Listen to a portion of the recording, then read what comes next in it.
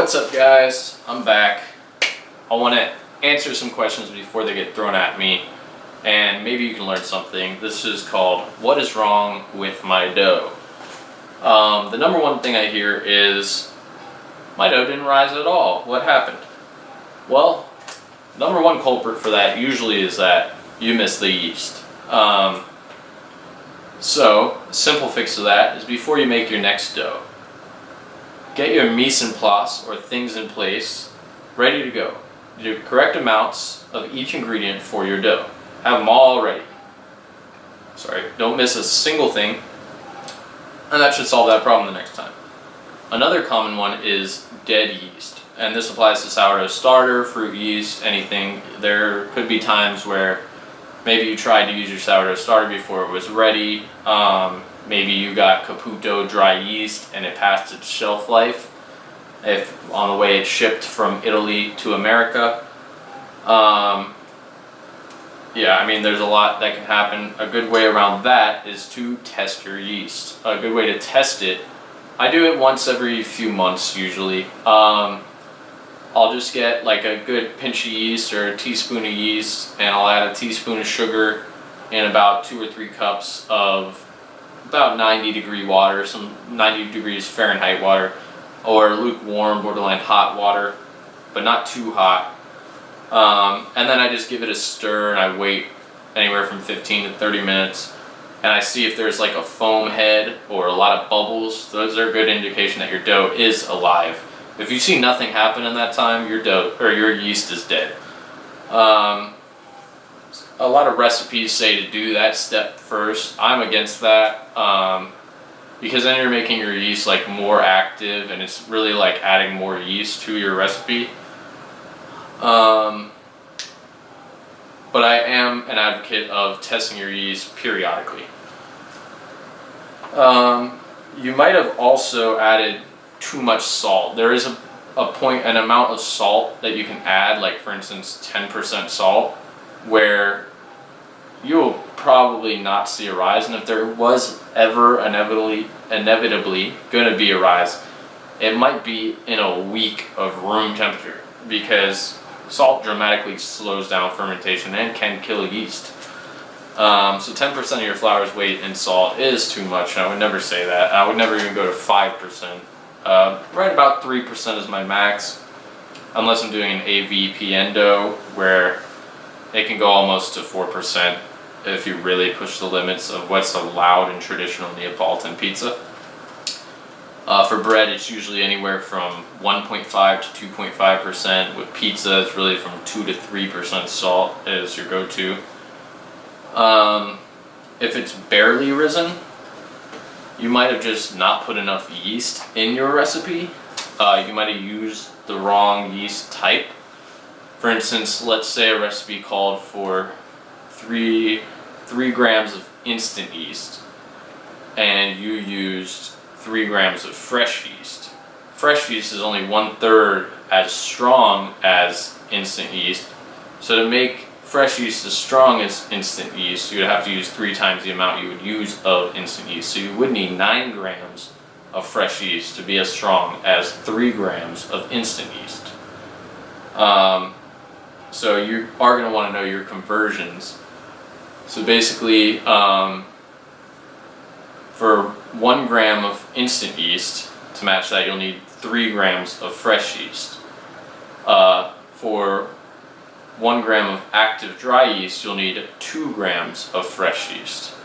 So that's a good way to look at it, is knowing your conversions, because different recipes may call for different types of yeast, and you might already have some on hand of a different type, but you can still use it. Just make sure you know your conversions. That's a big one. Too much salt, once again. Maybe you didn't go all the way to 10%, but maybe you did do 4.5%, thinking you were at 2% or 2.5%.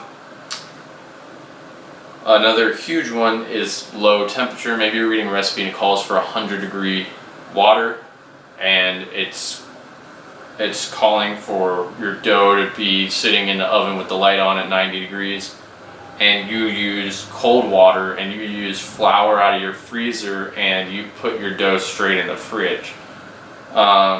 Temperature is a huge factor in fermentation. So if you have hot water, room temperature flour, and you put it in a warm place, it's going to ferment much faster than if you used cold water, flour from the freezer, and put your dough in the fridge, like dramatically. Like it will take over 10 times as long doing it the cold way than the warm way. You may have just not given your dough enough time too. Maybe you're used to using a packet of yeast and your loaf of bread or pizza being ready in 1 hour, where a lot of recipes I use, for instance, are sometimes 48, 72-hour cold ferments, sometimes 24-hour room ferments. I think the shortest you'll really see me do consistently is like an 8-hour room temperature ferment. But I do have an emergency dough that's ready in about 4 to 5 hours. So yeah, you just want to make sure that you're giving your dough the proper time to rise properly. Also, you might have a flour that is too strong. And how that kind of works is every flour has a protein percentage and what's called a W rating that help indicate how strong your flour is. For instance, like cake flour is a very weak flour with a low protein and a low W rating. And then you got like high gluten flours like All Trumps or Caputo Americana Super, which are very high protein with a high W ratings. And those are, you can look at them like a car tire, and you can look at your weaker flours like a balloon. If your amount of yeast is, or fermentation is you using your mouth exhaling, it's a lot easier to blow up a balloon with your mouth than a car tire with your mouth. So if you're going to use a really strong flour, you can have more yeast in your recipe, you can give it more time, you can use less salt, you have a bunch of options. So that's kind of what happens with the rising side of it on underproofing. Now when you get into overproofing, there's definitely like a spectrum. It might just be too puffy for your liking and too airy, and it might be delicate and break and rip more. That's like on the lower side of overproofing. It can go to the point where it's completely deflated, like it's inflated all it could, it popped, deflated, just like a starter would. It might get really acidic, and if you really let it go way too long, it could even get moldy. So just be aware. When this happens, one big culprit is you didn't use any salt. Maybe you mixed up your salt container with your sugar container and you threw all sugar in your dough and you didn't have any salt to really control that fermentation. You might have had everything at too high of a temperature. For instance, you might have had your flour in the pantry and you might have used hot water thinking you hit the cold tap. You might have left it room temperature when it was a fridge fermentation or a controlled temperature fermentation. You might have just added too much yeast in the recipe.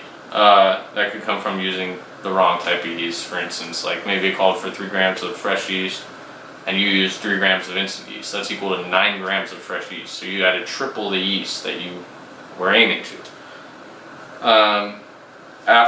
When it's overproofed and it's got to the point of too much fermentation, you might notice that the dough gets sticky. When the dough is like first done with the mixing process, it's nice and smooth, and it gets gradually more sticky. Even at its peak, it might be slightly sticky.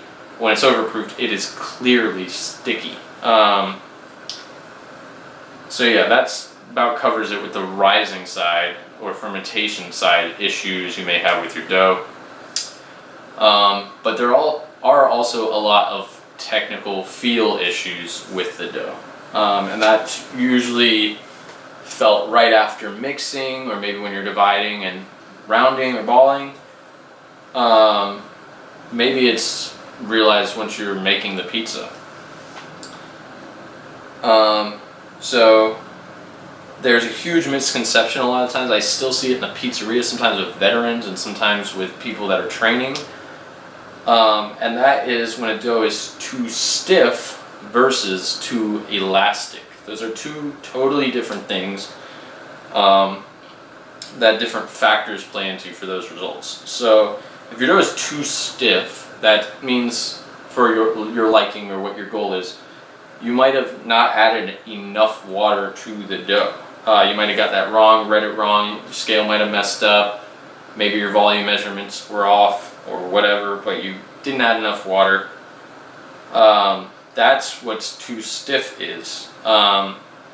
Too elastic is where it wants to snap back to itself, and that's not related to the water. That's related to multiple things. You could have overmixed your dough. When you overmix your dough, it doesn't stretch far and it wants to come back and it's really tight. Salt adds elasticity. Maybe you added too much strength to the dough. Maybe you let it relax and then you did a stretch and fold or coil fold, and it ended up adding a lot of strength to the dough. So then when you go to ball it, maybe it's wanting to unball and come back to its original shape, and it's really hard and hurting your wrist to ball around the dough. You might have added just too much strength to it. You might have too strong of a flour, which this kind of applies to the stiff side too. That's one factor that applies to both of those, is a high gluten flour will make a more elastic product. It will also, it can absorb more water, a stronger flour. So if you have a recipe that calls for using cake flour, which is a very weak flour, and you used All Trump's high gluten flour, you may realize that the dough will feel really stiff, and if it's a high hydration dough, you might realize that it just snaps back to itself. That's from having a flour that's not suitable to the dough that you're doing. A stiff dough, low hydrated dough, can still be like extensible and keep on stretching without pulling back, but you'll notice it might feel more like closer to like a hockey puck or something stiff, but it still doesn't snap back. That's the difference between stiff and elastic. So for instance, maybe you did get the water perfect amount of water in your dough, and you just finished mixing and you go to ball it and round it and it feels tight. And you're like, oh, you know what, let me just throw this back in the mixer with more water and fix that problem. That's not going to fix your problem. You're going to have too much water when you do that, and it's still going to be tight. What the real solution to a dough that's too tight is simply to let it relax. It's agitated and it's shaking, and after a while it will relax, and then you can manipulate it a lot easier. So that's like a huge thing. If it's too elastic, come like, let's say it's the time you're going to make a pizza or shape a loaf of bread, it might have not relaxed long enough. You might have went into it right after mixing. It might have not have gone through its fermentation process properly, because what fermentation also does is the bacteria and the yeast present will start digesting the gluten network and start deteriorating, which you kind of want. That is healthier, because a human can't just digest gluten. It's not meant for us. So those microorganisms do a good job of starting that process. For instance, if you eat something that's really rich in gluten, by the time it leaves your body, it's still not completely digested. So it's good when the microorganisms get that process started. It's a lot healthier, because you can actually finish the digestive process through your body. So if it doesn't get enough fermentation, it won't have that gluten net deteriorated to the right point. Of course, there is too much deterioration where you go to stretch it and it doesn't spring back at all, and it rips giant holes in it. But some makes it actually easier to work with, and it adds a ton of flavor. But yeah, so relaxation is just the gluten relaxing, but fermentation can also eat at the gluten net, kind of relaxing your dough and making it more extensible. If you don't get enough of that, it could be still too elastic. So do not confuse a stiff, low hydration dough with an elastic dough, because you can have a very high hydration elastic dough. Remember that. And then this is kind of on the opposite end of that, where you might have made a dough that you accidentally put too much water in. That's probably the problem, is that you put too much water in it. It still can be elastic, so realize that if it's elastic, you might already have too much water. So if you think adding water will help that, all you're going to do is add more water to probably an insane amount, and it's still going to come back. Your flour could be too weak for your dough if it is too wet. For instance, let's say you're doing a New York pizza recipe and it calls for all Trump's flour, which is a very high gluten flour, and all you have at the house is all-purpose flour, cake flour, or maybe you bought 00 flour thinking it's the same thing. It's not. 00 is much weaker than a high gluten flour. If your flour is too weak, it doesn't have the ability to absorb as much water, and you overdid it, basically. Or sometimes, let's say you're in the process of mixing and you're mixing by hand and you're just getting into high hydration doughs, you may notice that the dough all sticks to your hand. It's really annoying and it's just making a mess and you're not getting anywhere with it.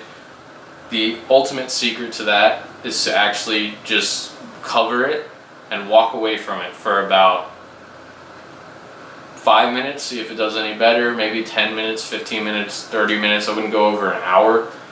But that rest will make the whole dough come together and be more smooth and easier to work with. Then you have the side where it could be too extensible, it stretches out too much, and you want some resistance, but it's not there.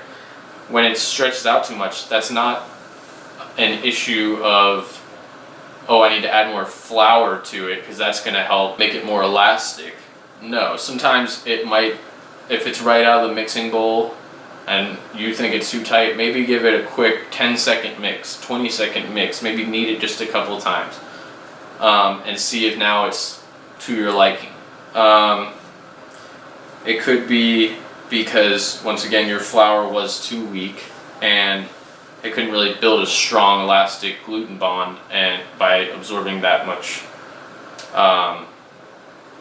water, or not, kind of water will have to do with it, but your flour is too weak to build a very strong gluten bond like that. You might just not have enough strength. It might be underdeveloped or undermixed, so maybe you went 7-8 minutes when a recipe needed to be mixed for 12. When it is too extensible, like I said, like when you go to stretch it and ripped holes in it, maybe fermentation did that too. Maybe the deterioration of the gluten network was too much. Or maybe the gluten just relaxed too much and it got too extensible. Or if you miss salt in your recipe, salt tightens the gluten network. So if it is too acidic, maybe you missed your salt entirely, maybe you just didn't add enough. So those are things to look at in your next dough. Maybe you did a 1% salt dough and it didn't hold its shape if you're making a loaf of bread, or it got too big too fast when you're making a pizza. Maybe try 2% next time and see if that was the problem. But what I would really recommend before that is doing things like adding strength to your dough, or mixing it a little bit longer next time. Things that come before adding or changing ingredients are the best first attempts at a solution for your dough. I hope that helped you guys. I mean, when I originally went into this, I was like, oh, there's 100 problems with dough, how am I going to address this? And I think I broke it down simply enough to keep it relatively short, but there's a huge possibility I missed something, so in the comments, feel free to leave a question. I'd love to try and help. Thank you for watching. Like, share, subscribe. Thank you.